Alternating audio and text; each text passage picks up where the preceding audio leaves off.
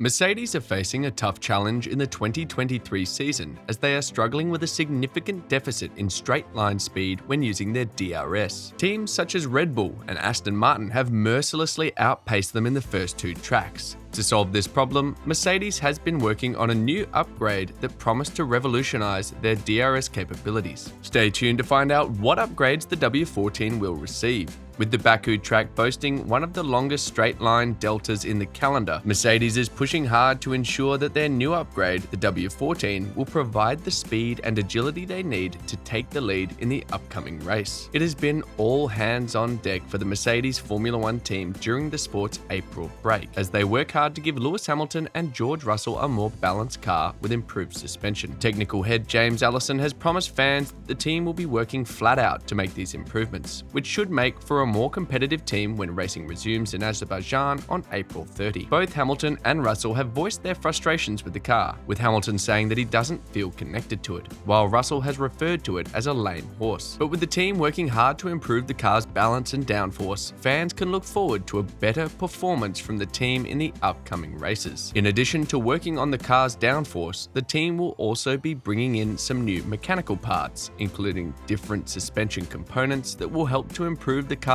underlying balance and make it more drivable. The upcoming race in Baku will be the first of 6 sprint weekends this year, with plans being discussed to limit practice to just one Friday session. Allison emphasized that it will be important for the team to hit the ground running in these sprint races, as time is compressed and the teams will need to have their starting setups dialed in and ready to go for qualifying. While Hamilton managed to secure a podium finish in Australia with second place, Russell suffered a mechanical failure after starting from second behind Max Verstappen. Despite this setback, Allison felt that the team had closed the gap slightly to Red Bull and were hopefully ahead of Aston Martin and Ferrari. The chief technical officer explained in a team debrief, "We are working as hard as possible in the wind tunnel to find more downforce. We will work as hard as we can in the drawing office to convert the things that the wind tunnel found a few weeks ago into the performance that we deliver to the track. We will be working in the drawing office also to bring some mechanical parts to the car, some different suspension components that we think will help the underlying balance of the car and make it a more drivable thing." Sprint races really reward the teams that can land there with a starting setup that is pretty on the money and ready to go in qualifying, because the team is really compressed in a sprint race weekend. The 2023 season has brought its fair share of challenges for Mercedes, as they've struggled to generate downforce with their new car. The rear-end issues that plagued the W13 last season have carried over, resulting in a car that is too pointy at the front and lacking in rear downforce. This has put Mercedes at a disadvantage compared to Red Bull and Aston Martin, who have been quicker through corners. However, Mercedes has been working tirelessly to close the gap with their rivals. Their latest upgrade to the W14 has substantially improved their average straight-line speed and brought them closer to Red Bull. In fact, the gap between the two teams is now just 2.6 km per hour, a significant improvement from previous races. But what about Aston Martin? Despite using mostly Mercedes parts, they've been able to keep up with Red Bull in the corners, making them a formidable opponent. However,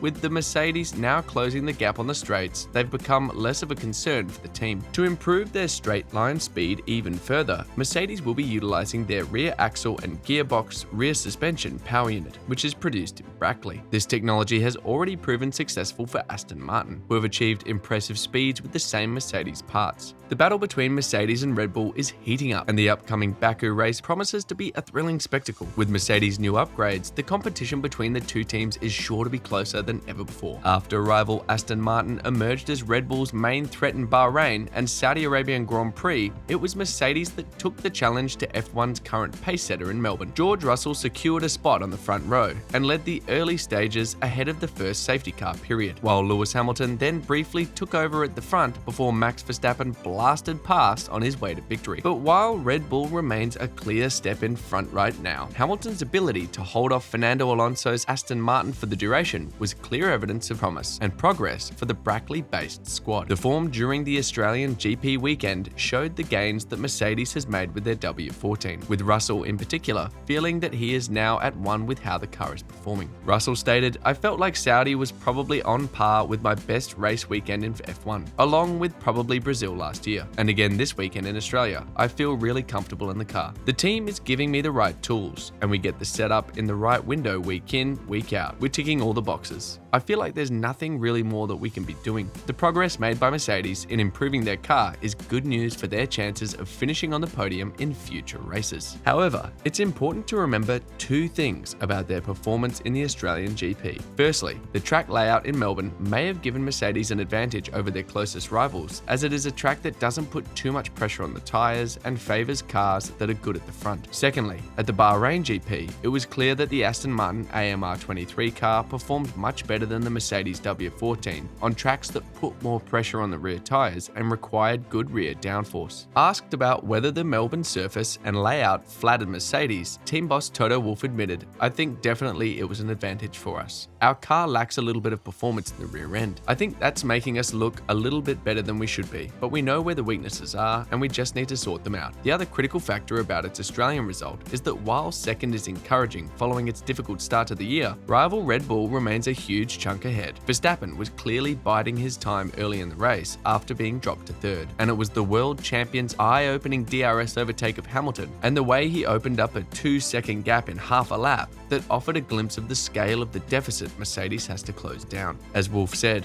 they, Red Bull, have a straight line speed advantage with the DRS open that is just mind-boggling. But this sport is a meritocracy, and if you have a car that is that quick on the straight because you're doing the right things, then it's up to us to sort this out and find tools in order to have that same straight line performance. Russell has revealed that the steps that Mercedes has made in recent races have come after it deliberately moved away from the best setup window suggested by its simulator. He said, "I've been working really hard with my engineers to get the most out of a setup. I feel like the last 2 weekends we've put the car in a really great window, migrating a little bit away from where our sort of simulations had been telling us." That was perhaps a reason why the pace was so poor in Bahrain. With the knowledge I have now, we probably could have the car in a very different window in Bahrain to have more performance. We kind of need to look and understand why the sims are telling us one thing and we're kind of going in a slightly different direction. Everything points towards Australia being a temporary moment of joy that is a brief respite from the reality that Mercedes is not where it wants to be right now. Wolff added, "I think we made a good step forward this weekend on single lap and on race pace, but is this where our baseline needs to be? I'm not sure. I think we maximized what we have. I think it was good to see that we're racing Ferrari and Aston Martin, and we just need to consolidate. Then, the more we learn about the car and bring the upgrade